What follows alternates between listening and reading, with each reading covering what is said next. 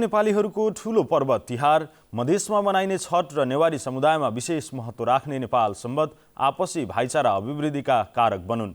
तिहार, नेपाल सम्वत र छठको अवसरमा सबैमा सुस्वास्थ्य, दीर्घायु र उत्तरोत्तर प्रगतिका लागि हार्दिक मङ्गलमय शुभकामना।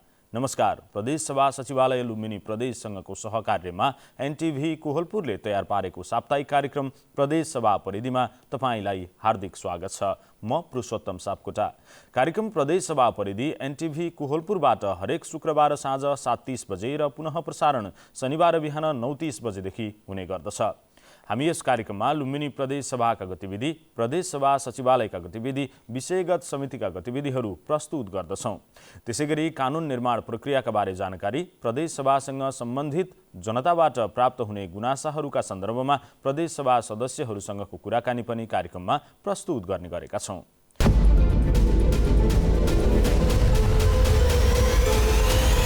आजको अङ्कमा हामी लुम्बिनी प्रदेश सभाको बैठक, अन्तर्प्रदेश छलफल र अन्तर्क्रिया, प्रदेश सभाको विषयगत समितिको चर्चा र प्रदेश सभा सदस्यहरूको भूमिका लगायतका सामग्री प्रस्तुत गर्दैछौँ।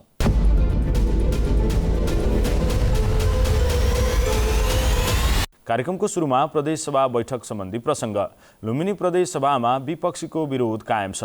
9औं अधिवेशनको 10औं बैठकमा पनि विपक्षीको अवरोध कायम रह्यो। अनुशासन उल्लङ्घन गरेको आरोपमा आफ्नो पार्टीको कारबाहीमा परेका 2 जना प्रदेश सभा सदस्यलाई सभामुखले पदमुक्त गर्नुपर्ने वा पदमुक्त भएको सूचना टाँस गर्नुपर्ने लगायतका विभिन्न मागहरू राखी नेकपा एमाले लगातार बैठक अवरोध गर्दै आएको छ। जारी 9औं अधिवेशनको 11औं बैठक आगामी कार्तिक 28 गते आइतबारका लागि बोलाइएको छ। लुम्बिनी प्रदेश सभाको हाल जारी 9औं अधिवेशनको 11औं बैठक आगामी कार्तिक 28 गते आइतबारका दिन डाकिएको छ। यसअघि 14 गते आइतबार बसेको 10औं बैठकको अन्तमा सभामुख पूर्णबहादुर घरतीले आगामी बैठकबारे जानकारी गराउनु भएको हो। दिउँसो 3 बजेका लागि बोलाइएको 10औं बैठकको सुरुवातमै प्रमुख प्रतिपक्ष दलका प्रदेश सभा सदस्यहरूले नाराबाजीका साथ संसद अवरुद्ध गर्दै विरोध जनाएपछि सभामुख घरतीले बैठक स्थगित गरी 4 बजेका लागि बोलाउनु भएको थियो। त्यसपछि 4 बजे बसेको प्रदेश सभा बैठकमा प्रमुख प्रतिपक्ष दल नेकपा एमालेका सदस्यहरूले संसद बहिष्कार गर्दै उपस्थित भएनन्। सो बैठकमा विपक्षी दल राष्ट्रिय जनमोर्चाका प्रदेश सभा सदस्य तारा जीसीको उपस्थिति रहेको थियो। पार्टीको अनुशासन उल्लङ्घन गरेको आरोपमा आफ्नो पार्टीले कारबाही गरेका 2 जना प्रदेश सभा सदस्यहरूलाई सभामुखले पदमुक्त गर्नुपर्ने वा पदमुक्त भएको सूचना टाँस गर्नुपर्ने लगायतका विभिन्न मागहरू राखी विरोध जनाइएको नेकपा एमाले प्रदेश संसदीय दलले जनाएको छ।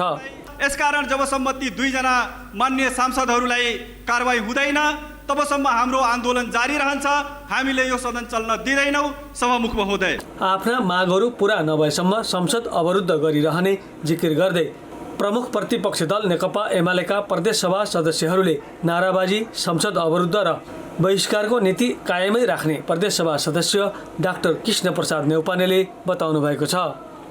अजय शाही र विमला ओली उहाँहरू 2 जना नेकपा एमाले सूर्य चिह्नबाट चुनाव लडेर प्रदेश सांसद भइसकेपछि उहाँहरूलाई पार्टीले उहाँहरू दल छोडिसकेपछि, दल चेन्ज गरिसकेपछि पार्टीले कारबाही गर्यो र कारबाही गरेको पत्र सभामुखलाई बुझाइयो। सभामुखले उहाँहरूलाई कारबाही गर्नु भएन र त्योभन्दा अगाडि उहाँ जसरी तुरुन्तै त्यो कारबाहीको पत्र आउँदा बित्तिकै उहाँले कारबाही गर्नुहुन्थ्यो, तर यति बेला उहाँले कारबाही गर्नु भएन। कारबाही नगरिसकेपछि यो समस्या सुरु भयो। उता सत्ता पक्षका प्रदेश सभा सदस्यहरूले भने नेकपा एमालेका सदस्यहरूले राखेको मागको सान्दर्भिकता अन्त्य भएको जिकिर गरेका छन्। वर्तमान गठबन्धन प्रदेश सरकारमा समेत सहभागी भएका 2 जना प्रदेश सभा सदस्यलाई नेकपा एमाले कारबाही गरेको विषय अदालतमा विचाराधीन अवस्थामा रहेकोले यसमा प्रदेश सभामा विवाद सिर्जना गर्नु अनुचित रहेको सत्ता पक्षका प्रदेश सभा सदस्य सुदर्शन बरालको टिप्पणी रहेको छ। त्यो बारेमा चाहिँ सर्वोच्च अदालतमा सम्बन्धित पार्टी नेकपा एमाले नै मुद्दा हालिसकेको छ र त्यो विषय विचाराधीन छ। त्यसकारण त्यो विषय छलफल गर्नु मिल्दैन, यहाँ हामीले अरू कुनै छलफल गरेर निर्णय गर्नु मिल्दैन भन्ने कुरा हामीले जानकारी गराएका छौँ र त्यो कुरा उहाँहरूलाई पनि थाहा छ। मुख्य कुरा चाहिँ उहाँहरूले केही विषय उठाएर जुन नाराबाजी गरिराख्नु भएको छ त्यसलाई एउटा चाहिँ आफ्नो इमेजलाई सेभ गर्ने हिसाबले उहाँहरू राख्नुभएको छ। बाँकी चाहिँ उहाँहरूकै सल्लाहमा नै हामीले बजेट पनि पारित गरेका छौँ, अरू 2-3वटा कानुन पनि पारित गरेका छौँ र अरू 4-5वटा विधेयकहरू चाहिँ प्रदेश सभामा चाहिँ लाइनमा छन् र ती पनि उहाँहरूसँगको सहमतिमा नै पारित हुन्छ। उहाँहरूले आफ्नो चाहिँ भर्खर सत्ताबाट निस्कनु परेका कारणले एउटा राजनीतिक इमेजका हिसाबले केही एजेन्डाहरू निकाल्ने वा नाराबाजी गर्नुहुन्छ। खास चाहिँ प्रमुख प्रतिपक्ष र सत्तापक्षको बिचमा चाहिँ त्यस्तो असहमतिको वातावरण छैन। यो विरोधका लागि विरोध मात्रै हो? उहाँहरूले यसलाई चाहिँ आफ्नो मतदाता समक्ष विचारहरू लाने हिसाबले राख्नुभएको छ। बिस्तारै उहाँहरूले यो पनि हटाउँदै लानुहुन्छ भन्ने म विश्वास गर्छु। यो सल्लाह गरे जस्तो छ नि, पहिलो सल्लाह नै हो, किनभने हामी लामो समयदेखि उहाँहरूसँग नियमित सम्पर्कमा छौँ, अन्तर्क्रियामा छौँ र उहाँहरूको सल्लाहमा नै हामीले चाहिँ उहाँहरूले बहिष्कार गर्नुभयो र हामीले बजेट पारित गऱ्यौँ। अनि त्यसपछि अरू 2-3वटा विधेयकहरू पनि त्यसै गरी चाहिँ पारित भएका छन् र अरू विधेयकहरू पनि त्यसरी नै पारित हुन्छ। बैठकमा सभामुख घरतीले मुख्यमन्त्री कुलप्रसाद केसीलाई मुख्य न्यायाधिवक्ताको कार्यालयबाट प्राप्त आर्थिक वर्ष 2076-77 र 77-78 को वार्षिक प्रतिवेदन सभामा पेश गर्न अनुमति दिनुभएको थियो भने उक्त प्रतिवेदन उप छलफल र सुझाव सङ्कलनका लागि प्रदेश मामिला तथा कानुन समितिमा पठाइएको जानकारी गराउनु भएको छ। साथै सभामुख घरतीको अनुमतिले जीवनाशक विषादी नियमन सम्बन्धमा व्यवस्था गर्न बनेको विधेयकमाथि दफावार छलफल गरियोस् भन्ने प्रस्ताव दफावार छलफलका लागि कृषि वन तथा वातावरण समितिमा पठाइएको पनि सभा समक्ष बताउनुभयो।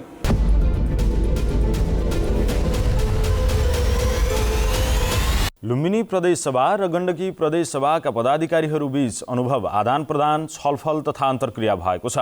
लुम्बिनी प्रदेश सभाको प्रदेश मामिला तथा कानुन समितिको आयोजना र गण्डकी प्रदेश सभाको विधायन समितिको आतिथ्यतामा दुवै प्रदेशका सभामुख सहित पदाधिकारी र सदस्यहरूको सहभागितामा अन्तर्क्रिया भएको हो। रूपन्देहीबाट हरिश ढकालको रिपोर्ट। लुम्बिनी प्रदेश सभा र गण्डकी प्रदेश सभाका पदाधिकारीहरूबीच अनुभव आदान प्रदान, छलफल तथा अन्तर्क्रिया कार्यक्रम सम्पन्न भएको छ। लुम्बिनी प्रदेश सभाको प्रदेश मामिला तथा कानुन समितिको आयोजना र गण्डकी प्रदेश सभाको विधायन समितिको आतिथ्यतामा दुवै प्रदेशका सभामुख सहित पदाधिकारी र सदस्यहरूको सहभागितामा अन्तर्क्रिया भएको हो। छलफल तथा अन्तर्क्रिया कार्यक्रममा सहभागी वक्ताहरूले नेपालको सङ्घीय लोकतान्त्रिक गणतन्त्रात्मक संविधान बमोजिम प्रदेश संरचना स्थापनासँगै प्रदेश सभाको व्यवस्थापन, कानुन निर्माण र विभिन्न विषयहरूमा आफ्नो अनुभव र धारणाहरू व्यक्त गर्नुभएको थियो। सो अवसरमा बोल्दै गण्डकी प्रदेश सभाका सभामुख नेत्रनाथ अधिकारीले कानुन निर्माण र कार्यान्वयनका सवालमा प्रदेश सभाको भूमिका सशक्त बनाउनु पर्ने धारणा व्यक्त गर्नुभयो। संहिताको विषयमा प्रश्न उठेको छ, किन उठ्यो? अनि राजनीतिक दलहरूको बिचमा, हाम्रो बिचमा पनि प्रश्न उठेको छ, किन उठ्यो? अनि यो उठ्दै जाँदाखेरि संविधानको विषयमा पनि प्रश्न उठ्न सक्छ कि ठिक ढङ्गले विषयलाई हामीले आत्मसात गर्न नसक्दा, कार्यान्वयन गर्न नसक्दाखेरि धेरै कुराहरूमा प्रश्न उठ्न सक्छ र यसलाई त्यो प्रश्न नउठ्ने बनाउनुको लागि तपाईँ हाम्रो दायित्व पनि हो, हैन? दायित्व पनि हो। अब संहिताको विषयमा चाहिँ जे प्रश्नहरू उठेका छन्, सम्भवतः लाग्छ यो किन उठ्यो भन्ने कुराको हामीले कति कोसिस गरेका छौँ। संविधानकै विषयमा चाहिँ केही भएन भन्ने प्रश्न उठेको छ। संविधान पढ्यौँ हामीले भनेदेखि धेरै कुरा त्यहाँ प्राप्त हुन सकिन्छ। तर नेपाली मानसिकता यस्तो रहेछ कि संविधानले ग्यारेन्टेड गरेको कुरा मात्रै लागू गर्ने, त्योभन्दा दायाँ बायाँ नगर्ने कुरा हुँदो रहेछ। कार्यक्रममा बोल्दै लुम्बिनी प्रदेशका सभामुख पूर्णबहादुर घरतीले संघीयता कार्यान्वयनका साथै यसलाई बलियो बनाउने काम र जनतालाई परिवर्तनको अनुभूति दिलाउने विषयमा प्रदेश सभाको भूमिका महत्त्वपूर्ण हुने बताउनुभयो। मूलतः सङ्घ बढी उत्तरदायी हुनुपर्छ, किनभने सङ्घमार्फत हामी होइन, तर त्यो चाहिँ अभिभावक संस्था हो। त्यसो भएको कारणले सङ्घ चाहिँ उत्तर, जस्तै यहाँ मर्यादा क्रमकै कुरा गर्नुहुन्छ भने नमिलेको कुराहरू छ, यो कुरा चाहिँ नमिलेको कुराहरू छ। अनि त्यसपछि गएर चाहिँ हामी जस्तो उदाहरणको निम्ति हामी के दियौँ भने हामीले आन्दोलन सङ्घ बन्दै गर्दाखेरि नम्बर पिलेसम्म पनि रातो र सेतो बनाउने भन्ने चाहिँ कानुनको कारणले गर्दा हामीले उर्दी आएको चिठी आएको छ। हामी त्यतिखेर रियाक्सन गऱ्यौँ। किन गर्नु त भन्नुहुन्छ भने अब त्यो त राष्ट्रिय झन्डाको कलर हो नि त, हेरगिरको नम्बर प्लेट होइन, राष्ट्रिय झन्डाको कलरलाई त्यसमा चाहिँ संयोजन गरिन्छ के अब प्रदेश भनेपछि अर्ध सरकारी हो,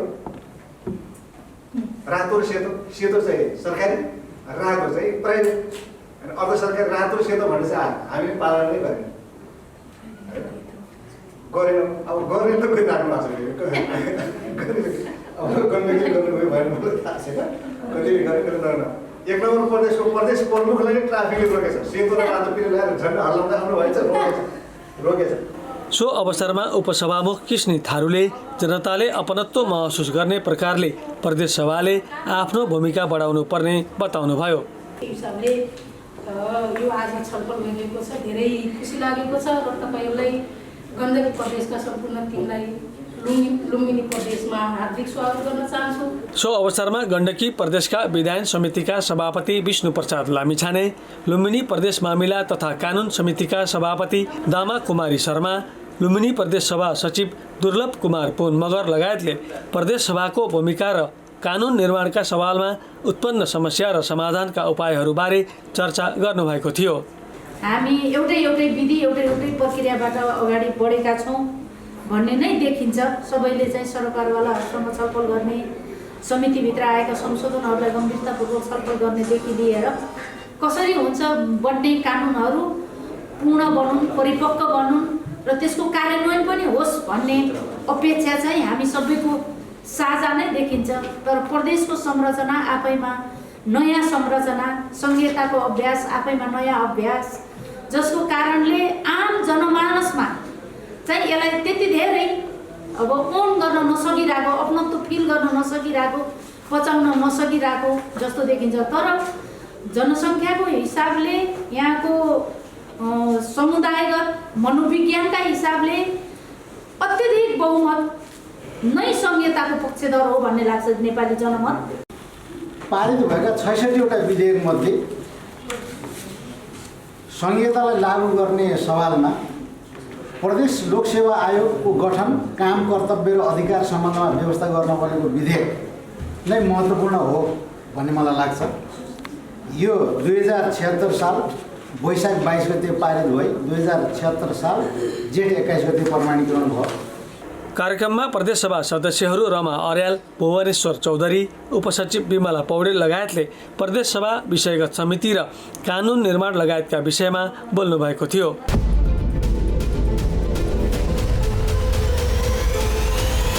प्रदेशको संसदमा विधायन सम्बन्धी कार्य गर्नका साथै प्रदेश सरकारलाई संसद र जनताप्रति उत्तरदायी बनाउने मूल उद्देश्यका साथ प्रदेश सभामा विभिन्न विषयगत समितिहरू गठन गरिएका हुन्छन्। प्रदेश सभा नियमावली नियम 145 मा व्यवस्था भए बमोजिम गठन गरिएका विभिन्न 6वटा विषयगत समिति मध्ये भौतिक पूर्वाधार विकास समिति पनि एक हो। भौतिक पूर्वाधार विकास समितिबारे थप चर्चा गर्दै हुनुहुन्छ रूपन्देहीबाट हरिश ढकाल। प्रदेशको संसदमा विधायन सम्बन्धी काम गर्नुका साथै प्रदेश सरकारलाई संसद र जनताप्रति उत्तरदायी बनाउने मूल उद्देश्यका साथ प्रदेश सभामा विभिन्न विषयगत समितिहरू गठन गरिएको हुन्छ। प्रदेश सभा नियमावली 2074 को नियम 145 मा व्यवस्था गरिए बमोजिम गठन गरिएका विभिन्न 6वटा विषयगत समितिहरूमध्ये भौतिक पूर्वाधार विकास समिति पनि एक हो। भौतिक पूर्वाधार विकास मन्त्रालय र सो अन्तर्गतका कार्यक्षेत्र एवं सडक, ऊर्जा, सिंचाई लगायतका विकास निर्माणसँग सम्बन्धित सरकारका विभिन्न गतिविधिलाई निगरानी गर्ने, नियन्त्रण गर्ने र सरकारको कामलाई प्रभावकारी बनाउन सहयोग पुर्याउने उद्देश्यले भौतिक पूर्वाधार विकास समिति गठन गरिएको समितिका सचिव सम्झना सुवेदी बताउनुहुन्छ।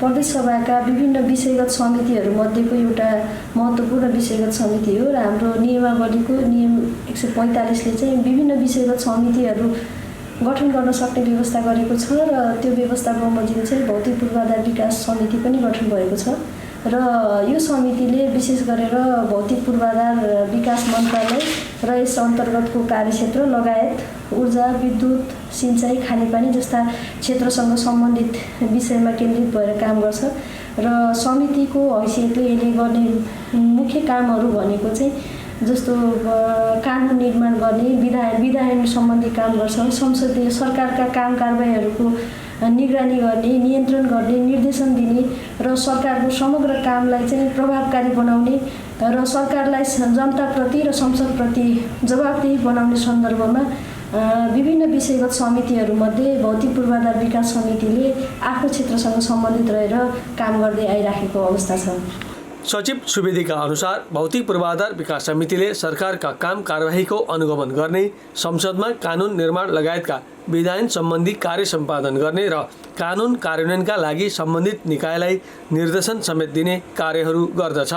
विशेष गरेर भौतिक पूर्वाधार विकास मन्त्रालयद्वारा सञ्चालित विभिन्न आयोजनाहरूको कार्यान्वयनको अवस्था र त्यहाँ भएका जटिलताका विषयहरू, त्यहाँ भएका कमी कमजोरीका विषयहरू, यस्तै यावत विषयहरूमा अनुगमन गर्ने, सरकारलाई चाहिँ निर्देशन दिने खालका कामहरू पनि गरिराखेको हुन्छ। ती विषयवस्तुहरू पनि हाम्रो वार्षिक प्रतिवेदनमा समेटिएका हुन्छन् र यी लगायतका चाहिँ समग्रमा चाहिँ सरकारको प्रभावकारिता र सरकारलाई जनताप्रति जवाबदेही बनाउने सन्दर्भमा र सदनलाई चाहिँ मर्यादित र व्यवस्थित ढङ्गले सञ्चालन गर्ने सन्दर्भमा समितिले चाहिँ एउटा महत्त्वपूर्ण सहयोगी अङ्गको रूपमा महत्त्वपूर्ण भूमिका चाहिँ खेल्दै आएको हुन्छ र ती सबै विषयवस्तुहरू वार्षिक प्रतिवेदनमा समेटिएका हुन्छन्। उहाँका अनुसार समितिले वार्षिक रूपमा गरेका कार्यहरूको विवरण समावेश गरी प्रतिवेदन प्रकाशित गर्ने, प्रतिवेदन कार्यान्वयनका लागि संसदमा पहल गर्ने, समितिमा आएका विधेयकहरूमाथि दफावार छलफल गर्ने, आवश्यक परेका खण्डमा विज्ञहरूसँग छलफल गर्ने र विधेयक तथा कानुनहरू संशोधन गर्नु परेको खण्डमा आवश्यक सुझावहरूसहित प्रदेशसभा बैठकमा पेश गर्ने लगायतका कार्यहरू पनि गर्ने गर्दछ। समितिमा दफावार छलफल हुने र समितिमा विभिन्न त्यो क्षेत्रसँग सम्बद्ध चाहिँ विषयविज्ञहरू लगायत सरकारवालाहरूसँग पनि छलफल गरेर विधेयकहरूलाई चाहिँ आवश्यकता अनुसार संशोधन गरेर चाहिँ सभामा चाहिँ पेश गरिन्छ र यो वास्तवमा संसदीय समितिको र संसदको एउटा सुन्दर पक्ष पनि हो। र हालसम्म भौतिक पूर्वाधार विकास समिति अन्तर्गत प्राप्त भएका 3वटा विधेयकहरू छन्। ती विधेयकहरूमध्ये जस्तो पहिलो विधेयक चाहिँ भवन निर्माण कार्यलाई व्यवस्थित र नियमित गर्ने सम्बन्धमा व्यवस्था गर्न बनेको विधेयक समितिलाई प्राप्त भएको थियो र समितिले दफावार छलफल गरी यो विधेयक चाहिँ सभामा पेश गरे र 75 साल फागुनको 26 गते यो सभाबाट पारित भएको अवस्था छ। त्यसै गरेर समितिमा प्राप्त दोस्रो विधेयक चाहिँ सडक सवारी यातायात तथा परिवहन सम्बन्धमा व्यवस्था गर्न बनेको विधेयक, यो दोस्रो विधेयकको रूपमा समितिलाई प्राप्त भएको थियो र जुन 2076 साल श्रावणको 21 गते सभाबाट पारित भएको थियो। र तेस्रो विधेयक सडक निर्माण, मर्मत सम्हार तथा विस्तार गर्ने सम्बन्धमा व्यवस्था गर्न बनेको विधेयक थियो र यो विधेयक पनि समितिले छलफल गरेर प्रतिवेदनसहित सभामा पेश गरिसकेको र 77 साल जेठको 32 गते यो विधेयक पनि सभाबाट पास भइसकेको अवस्था छ। यसरी सभामा समितिलाई प्राप्त विधेयकहरूमा दफावार छलफल गरेर आवश्यक सुझावहरूसहित संशोधनसहित सभामा पेश गर्ने र सभाबाट चाहिँ पारित भइसकेपछि प्रदेश सरकारले चाहिँ यी कानुनहरूलाई कार्यान्वयन गर्ने काम गर्दछ र ती कानुनहरूको कार्यान्वयनको अवस्था के कस्तो छ भन्ने सन्दर्भमा फेरि हाम्रो संसदीय समितिले चाहिँ अनुगमन गर्ने कामहरू चाहिँ गर्दै आइराखेको अवस्था छ। प्रदेशका सार्वजनिक निकायहरूमा सुशासन कायम गर्न, सार्वजनिक जवाबदेहिता प्रवर्धन गर्न र नागरिकका चाहना, इच्छा, आकांक्षा र भावनाहरू सम्बोधन गर्न समितिले गर्ने क्रियाकलापहरूको भूमिका महत्त्वपूर्ण हुने उहाँले बताउनुभयो। आन्तरिक कार्यविधि बनाएर समितिको कार्यलाई थप गतिशील र प्रभावकारी बनाउने प्रयत्न भइरहेको जानकारी गराउँदै सचिव सुवेदीले पछिल्लो समय कोभिडको सङ्क्रमणका कारण अनुगमनको पक्ष भने प्रभावकारी हुन नसकेको बताउनुभयो।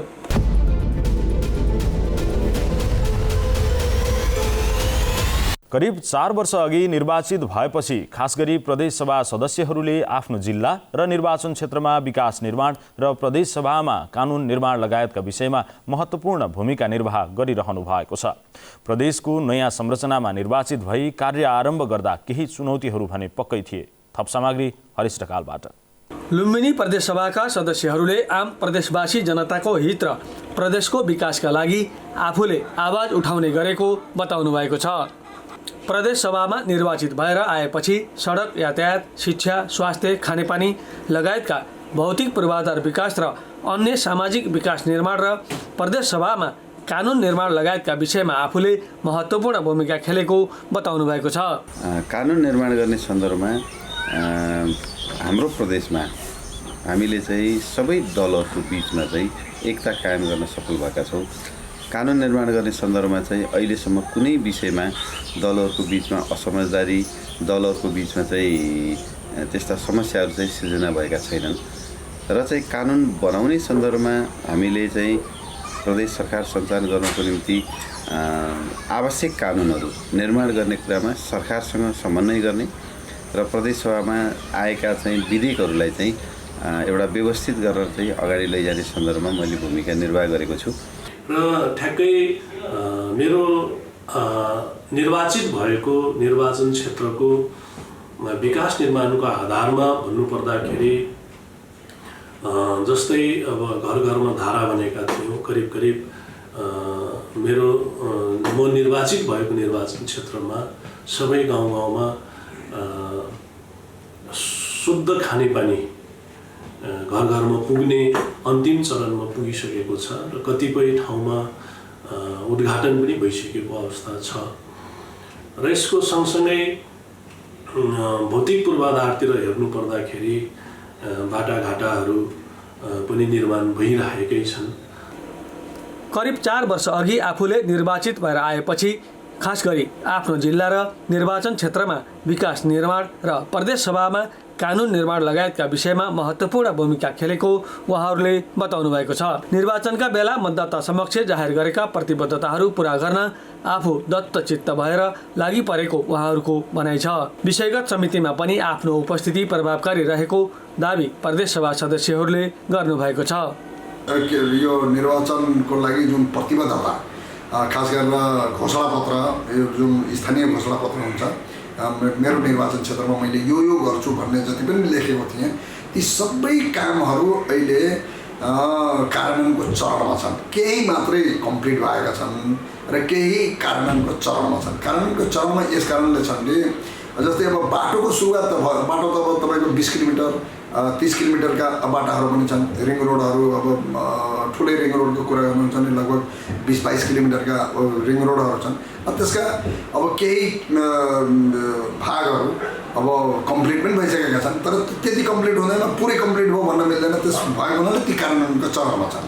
भनौँ सडकको कुराहरू विशेष गरेर सडकको कुराहरू मैले गरेको छु। खानेपानीबाट स्कुलका कुराहरू पनि अलिअलि स्कुलका कुराहरू पनि गरेको छु। त्यसपछि चाहिँ नि अब कृषिमा पनि केही कामहरू भएको छ। कृषिमा सिँचाइको कुराहरू भएको गाउँघरमा भएको पोखरीलाई चारैतिरबाट बाँधेर सिँचाइको कामहरू पनि भएको छ। अनि स्मार्ट कृषिको कुराहरू पनि आएको छ। प्रदेश सभामा कानुन निर्माण मात्र नभई प्रदेश सभाको संरचना निर्माण, विकास निर्माण लगायतका विभिन्न विषयमा पनि आफूले जनप्रतिनिधिको रूपमा महत्त्वपूर्ण भूमिका निर्वाह गरेको उहाँहरूले दावी गर्नुभएको छ। प्रदेश सभामा कानुन निर्माण लगायतका विषयमा होस् वा आफ्नो निर्वाचन क्षेत्रमा रहेका जनताको आकांक्षा, भावना र सम्भावनालाई सकेसम्म सम्बोधन गर्दै आएको प्रदेश सभा सदस्यहरूले बताउनु भएको छ। र शैक्षिक तथा भौतिक व्यवस्थापनका कुरा गऱ्यौँ। शिक्षाका सम्बन्धमा, स्वास्थ्यका सम्बन्धमा पनि हामीले त्यो प्रदेश सरकारको लिमिट बजेटभित्र रह्यो। बर्थिङ कतिपय ठाउँहरूमा बर्थिङ सेन्टरहरू बनाउने अनि स्वास्थ्यकर्मीहरूको चाहिँ लाई सेवा सुविधा उपलब्ध गराउने कुरा र जनतालाई जीवनस्तरलाई जहाँ स्वास्थ्य सम्बन्धी कुराहरू, औषधिको पहुँच गर्ने कुरालाई हामीले गऱ्यौँ। र यो समयमा कोभिडको महामारी जुन विश्वव्यापी महामारी फैलियो र हाम्रो अवस्था एकदमै नाजुक अवस्था थियो। स्वास्थ्यको अवस्था एउटा चाहिँ सामान्य परीक्षण गर्नलाई पनि विदेश जानुपर्ने अवस्था थियो र त्यसलाई प्रदेशको पहलकदमीमा क्वारेन्टाइनहरू निर्माण गर्ने, बिरामीहरूलाई औषधि उपचार गराउने र टाढा टाढा रहेका चाहिँ जुन वर्गीय जिल्लावासी चाहिँ जनसमुदायहरू बाहिरबाट आउने कोसिस गर्नुभयो जुन चाहिँ उसमा त्यो बेलामा उहाँहरूलाई घरसम्म पुग्ने कुरामा बाटोमा आपतकालीन व्यवस्थापन गर्ने कुरामा प्रदेश सरकारले सहयोग गर्यो र हामीले पनि त्यसमा लागेर कुराहरू गऱ्यौँ। किताबहरू उपलब्ध गराउने कामहरू गरिएको छ। यसरी धेरै विद्यालयहरूमा चाहे हाता गर्ने काम होस्, चाहे ग्राउन्ड खन्ने काम होस्, भवन बनाउने कामहरू, यिनी कुराहरूमा तमाम धेरैभन्दा धेरै ठाउँमा हामीले लान सकेका छौँ। तर यो पर्याप्त भने छैन, पर्याप्त हुन सकेको छैन। तर मेरो कार्यकालमा हामीले जुन किसिमको बजेट छुट्याइएको छ त्यसले चाहिँ प्रदेशले काम गर्छ, प्रदेशले हेर्छ, प्रदेशसँग हामीले यो योजना माग्नुपर्छ भन्ने सन्देश दिन हामी सफल भएका छौँ। लुम्बिनी प्रदेश अर्थात् तत्कालीन प्रदेश नम्बर 5 मा प्रदेशको सम्पूर्ण नयाँ संरचना निर्माण शून्यदेखि सुरु गर्नुपर्ने अवस्था, भौतिक संरचना अभाव, बजेट अभाव, कर्मचारी अभाव लगायतका समस्या र चुनौतीहरू रहेको र ती चुनौतीहरू पार गर्दै उत्पन्न समस्याहरू समाधान गर्दै प्रदेशसभा आफ्नो लक्ष्यतर्फ अघि बढेको उहाँहरूले बताउनुभयो।